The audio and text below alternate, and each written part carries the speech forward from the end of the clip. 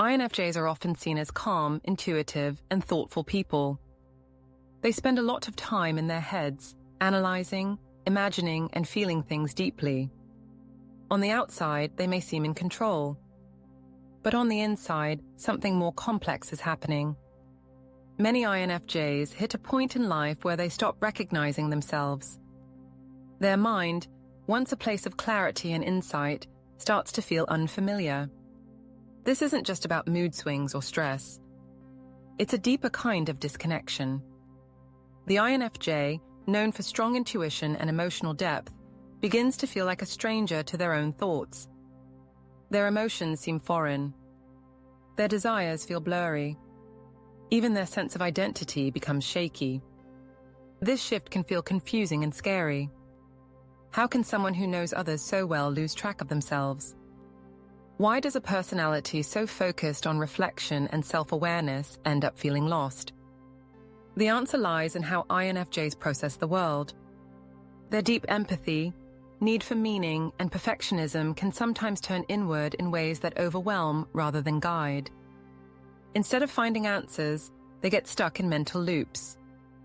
Instead of feeling whole, they feel divided. This experience isn't a failure. It's part of the INFJ journey. And it's more common than people realize. The very strengths that make INFJs unique can, under pressure, lead them away from themselves.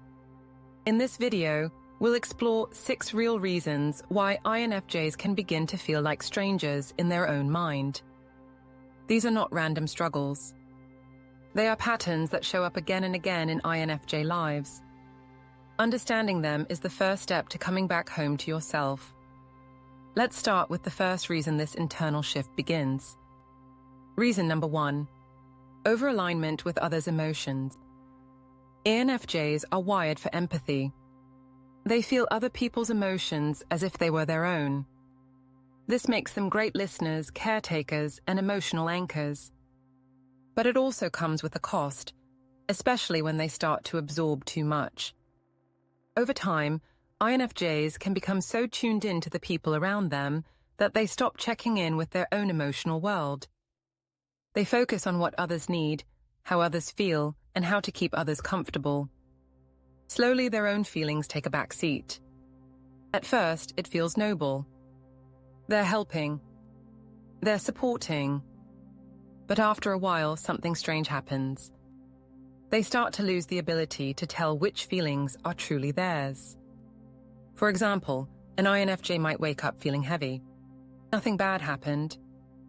But someone close to them is going through something difficult, and suddenly the INFJ feels that weight too. They don't realize it's not theirs.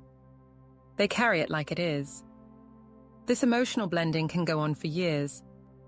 INFJs become emotional sponges, soaking up the mood of their environment. They try to fix problems that don't belong to them. They carry pain that's not theirs to hold. Eventually, this blurs the lines between who they are and who others need them to be. They adjust constantly, changing tone, energy, or opinion to match the room. They become so good at reading others that they forget how to check in with themselves. And this is where the disconnection begins. The INFJ no longer trusts their own feelings. They don't know what they want or how they really feel. Every emotion feels tangled with someone else's. Even their thoughts begin to reflect outside voices.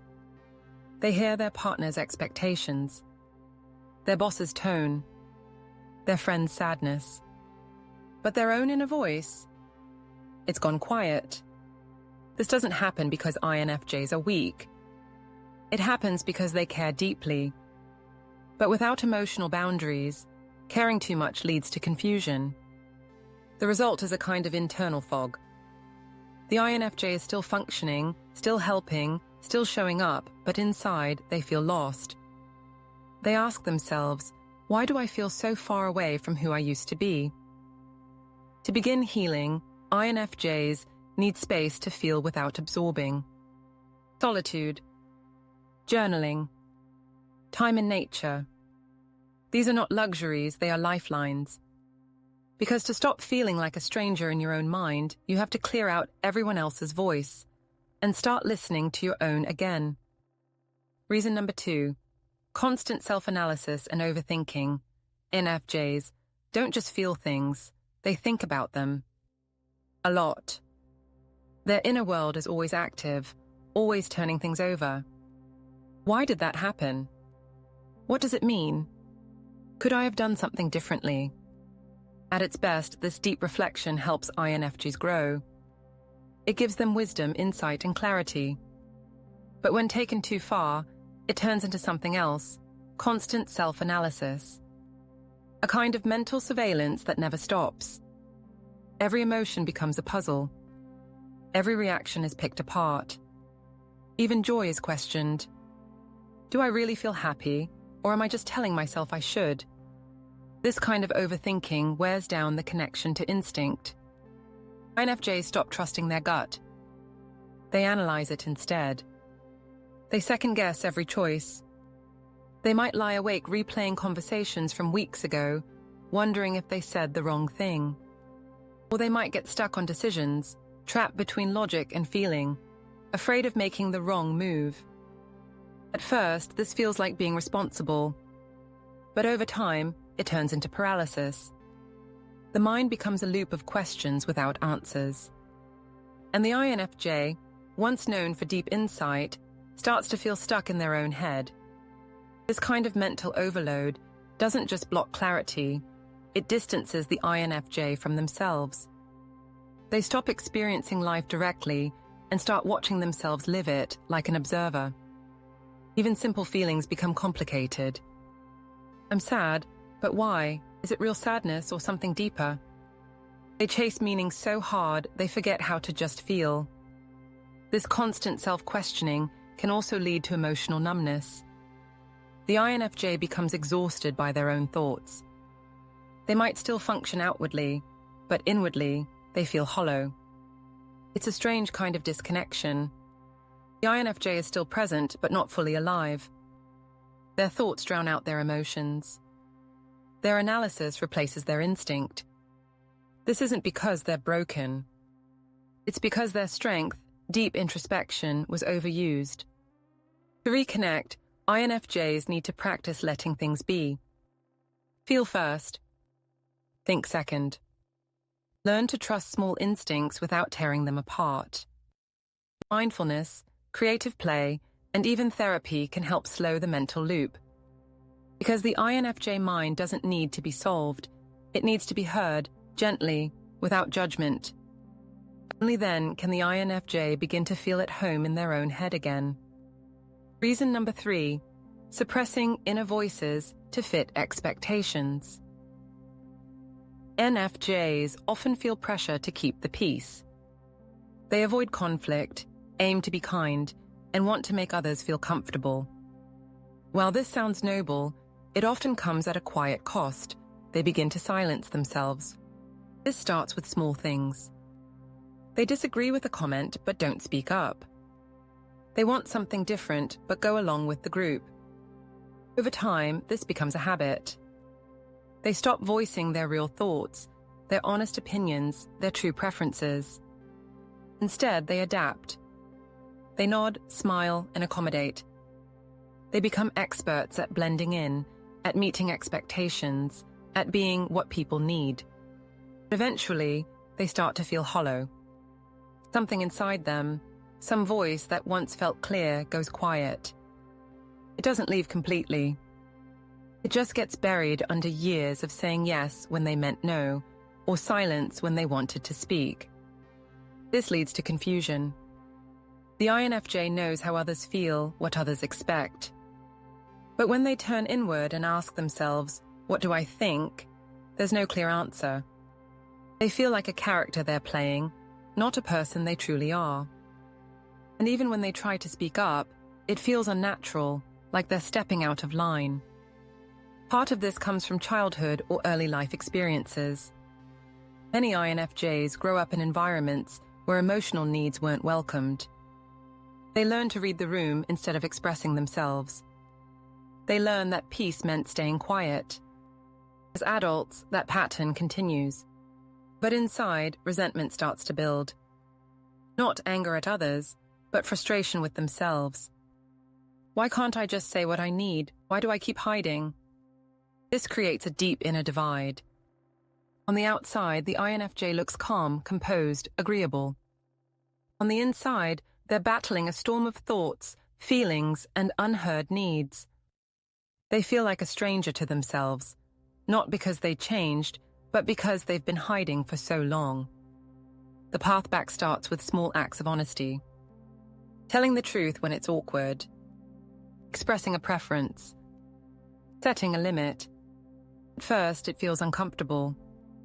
But over time, it rebuilds the bridge to the inner self. INFJs don't need to be loud to be honest. They just need to be real. And every time they let that real voice speak, they feel a little less like a stranger and a little more like themselves again. Reason number 4, chasing ideals. Rather than reality, INFJs are dreamers. They don't just think about how things are, they imagine how things could be. Better relationships, deeper purpose, more beauty. Beauty, more truth. Their mind naturally reaches for the ideal. This idealism is a strength. It fuels creativity, growth, and compassion. But when taken too far, it can lead to disconnection from the present. INFJs start measuring everything, including themselves, against a version of reality that doesn't exist. They imagine the perfect partner, the perfect job, the perfect life. And when real life doesn't match that picture, they feel discouraged, frustrated, or lost. They also hold themselves to these ideals. They think, I should be more productive. I should be more emotionally balanced. I should already have figured this out. That word, should, becomes a quiet trap. It replaces acceptance with pressure. And it keeps the INFJ chasing an image of who they think they're supposed to be, instead of embracing who they actually are. Over time, this creates emotional distance. They look at their own life and feel like they're failing, even if things are objectively okay. They feel like imposters in their own story, always falling short of some invisible standard. Even joy becomes hard to hold on to. Instead of savoring what is, they fixate on what's missing. They think, this is good, but it could be better. Or, why can't I just feel content? This doesn't mean INFJs should stop dreaming. Their vision is part of their magic. But without balance, those dreams start to replace the present. And the present is where their true self lives. INFJs begin to feel like strangers in their mind because they're living in a mental future that never fully arrives. They're chasing a better version of themselves instead of being present with the version that exists now. The antidote is grounding, slowing down, noticing what's here, practicing gratitude, not as a cliché, but as a daily discipline. It means saying, this is where I am. This is who I am. And that's enough today. When INFJs stop chasing perfection and start showing up for reality, their mind begins to feel more like home, and less like a place they're always trying to escape. Reason number 5, emotional shutdown from burnout. INFJs often give more than they realize. They listen, support, understand, evolve, and adapt. They hold space for other people's pain. They stay strong in tough moments. But eventually, all of that emotional labor adds up, and something inside shuts down. This burnout doesn't always look dramatic. It might start with small signs: fatigue, irritability, or emotional flatness. The INFJ doesn't cry, doesn't feel inspired, doesn't feel much at all. They go through the motions, work, responsibilities, conversations, but something is missing. Spark, the connection, a sense of self. This emotional shutdown is often misunderstood. Others might think the INFJ is fine, but inside they feel like a shell. Their emotions, once so alive, feel distant. Their thoughts feel heavy. Their body feels tired all the time. This happens because INFJs push past their limits silently. They say yes when they're overwhelmed. They care when they're already empty. They give without asking for anything in return. Eventually, the mind steps in to protect itself. It goes numb. It detaches. It says, if we're not going to rest, I'm going to shut this down. The INFJ may not even notice at first. They might just feel a little less like themselves. But as time passes, the disconnect grows. They stop recognizing their own reactions. They wonder, why can't I feel like I used to? This is more than tiredness. It's emotional disconnection. A defense mechanism triggered by too much pressure and too little care. The path back isn't quick. It starts with rest, not just physical rest, but emotional rest. Space to not be responsible for others. Space to feel without fixing. It also takes time. INFJs need to rebuild trust with their own mind and body. To prove that they'll listen, that they'll slow down, that they'll care for themselves the way they care for everyone else. This isn't weakness. It's repair. It's what happens when someone finally decides to stop surviving and start healing. When INFJs make space for recovery, their emotions begin to return, slowly, softly. And with them, their sense of self returns too. Reason number 6, losing the thread of inner purpose. INFJs are driven by meaning. They want their lives to count for something, not in a loud public way, but in a quiet, deeply personal way. They want their work, their relationships, and their choices to align with their values. But when life becomes too chaotic, too demanding, or too focused on others, INFJs can lose sight of that inner thread, the thing that gives their life direction. They get busy surviving. They get caught up in responsibilities. They start checking boxes instead of asking questions. At first, it feels like drift. They're doing everything they're supposed to do, but they feel unfulfilled. They meet expectations, but their heart isn't in it. They feel tired, but not from effort, from emptiness. That's when the disconnection deepens. The INFJ starts asking, what am I doing all this for? Too often, there's no clear answer. This isn't laziness or a lack of gratitude. It's a sign that something important has been lost. INFJs need purpose the way some people need air. When that purpose is unclear, they feel detached from their mind, their emotions, their identity. Sometimes the cause is subtle. They have slowly shaped their life around others, around keeping people happy, meeting expectations, staying stable. Other times, it's sudden. A life change. A loss. A crisis that shakes their beliefs. Either way, the result is the same. The INFJ no longer feels connected to their why. They wake up going through motions. Their creativity dries up. Their daydreams fade. They might even start questioning everything: career, friendships, location. Is this really who I am? Is this what I'm meant to do? That inner questioning isn't a breakdown. It's a signal. A quiet call to return to the core. To begin reconnecting, INFJs need time alone. Not to isolate, but to remember. They need stillness. Journaling. Walks. Not anything that brings them back to their inner voice. They need to ask, what mattered to me before the world got so loud? And what kind of life feels true, even if it looks simple? Because once that thread of purpose is picked back up, everything else becomes clearer. Emotions return. Direction returns. And the INFJ begins to feel like themselves again. Not someone living a script, but someone living a story they actually believe in. Finding purpose isn't about grand missions.